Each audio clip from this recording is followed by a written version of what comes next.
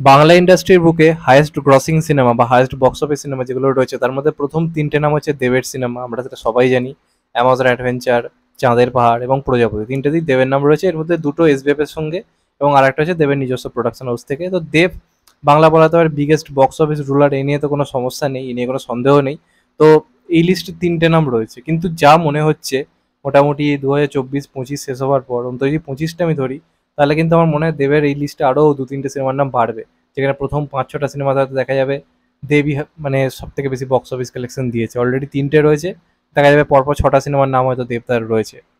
তো এরপর যে যে সিনেমাগুলো রয়েছে সেগুলো প্রত্যেকটাই দেবের বড় কাজ। টেক্কা রয়েছে, দেব অভিজিৎ সেন জুটির কাজ রয়েছে, এই জুটি যখনই চাইলেই কিন্তু 10-11 কোটি কালেকশন করে না কোনো ব্যাপার নয়। তাই টনিক 8.5 কোটি, প্রজাপতি একটা হিউজ কালেকশন এনেছিল, প্রধানও দুর্দান্ত কালেকশন করেছে।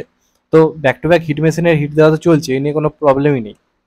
এখন যেটা দেবের সব থেকে মাচ অ্যাওয়ার্টেড প্রজেক্ট ছিল 2020-21 টাইমে, যে সিনেমাটার মানে অ্যানাউন্সমেন্ট পুরো গোটা বাংলা কাঁপিয়ে দিয়েছিল, সেটার নাম ছিল হচ্ছে রঘু ডাকাত। রঘু ডাকাত নিয়ে নানা সময় নানা কথা হয়েছে, কখনো খবর এসছে আসবে, কখনো খবর হয়েছে পিছিয়েও গেছে, কখনো খবর এসছে হয়তো বাতিলও হয়ে গেছে, তারই মাঝে নানা সময় নানা খবর এসছে। এখন কিন্তু নামী পত্রিকার তরফ থেকে একটা বড় খবর সামনে এসছে, এবং সেটা যদি আমরা ভেবে চলি তাহলে কিন্তু 2025 দেবের জন্য একটা মনে রাখার মতো বছর হতে চলেছে, এবং দেবের কেরিয়ারের হয়তো সব থেকে বিগেস্ট বছর হতে চলেছে। তার কারণ হচ্ছে দেবের কেরিয়ারে এই মুহূর্তে দুটো সব থেকে বড় সিনেমার নাম হচ্ছে খাদান এবং রঘু ডাকাত।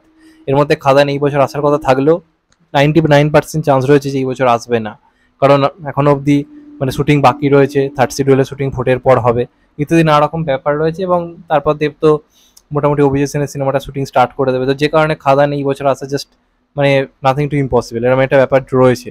পরের বছর অবধি হয়তো আমাদেরকে ওয়েট করতে হবে, সেটা যে কোনো সময় আসতে পারে, কোন সময় জানতে পারলে তো অবশ্যই সেটা নিয়ে কথা হবে।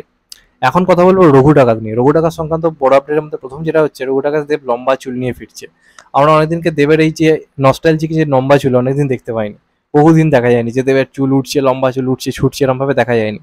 তো রঘু ডাকাত কিন্তু এমন একটা সিনেমা যেখানে দেবকে প্রপারলি মাস অ্যাপিল দিয়ে প্রেজেন্ট করা হবে, এবং এখানে প্রচুর টাকা খরচ করা হচ্ছে। এসবিএফ এর এই কয়েক বছরের সব থেকে বড় মুভি এটা হতে চলেছে, এবং এটা এসবিএফ এর বলা যেতে পারে সেই স্কেলের কাজ যেটা আমরা এসবিএফ এর কাছ থেকে আশা করি, যে টাকা ঢালা মুভি, মানে যেটার লুক অ্যান্ড ফিল থেকে মনে হবে যে বাংলা সিনেমা নয়, যেমনটা আমরা অ্যামাজন অ্যাডভেঞ্চারে দেখেছি বা রিসেন্ট তুফানও দেখতে পাচ্ছি।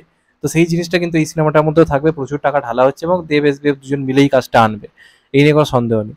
বড় আপডেট যেটা হচ্ছে, এটা শুটিং শুরু হতে চলেছে, তোমরা ঠিকই শুনছো, এবং সেই কারণে দেব নিজের চুল হচ্ছে লম্বা করছে, বড় করছে। এই সিনেমায় পুরোপুরি আমরা দেবকে রঘুটাকে লম্বা চুলে দেবদাকে দেখতে পাবো। আর এই সিনেমার শুটিং শুরু হবে হচ্ছে নভেম্বরের মোটামুটি টাইম থেকে। নভেম্বরের টাইম থেকে শুটিং হবে, ডিসেম্বরের আগে দেবদা শুটিং কমপ্লিট করবে, এবং ডিসেম্বরের সিনেমার প্রমোশনে, নিজের সিনেমার প্রমোশনে দেবদা ব্যস্ত হয়ে যাবে। তো যে কারণে ওই সময়টা প্রমোশন করা দেবদার পক্ষে পসিবল হবে না। তো নভেম্বরটা জুড়ে পুরোপুরি সিনেমাটা শুটিং হবে, এবং তারপর জানুয়ারি থেকে বা বছরের মোটামুটি মিডিল থেকে এই সিনেমাটার বাকি শুটিংটা কিন্তু হবে। খুব সম্ভবত পরের বছর পুজো অথবা ক্রিসমাসের টাইমকে তারা টার্গেট করছে।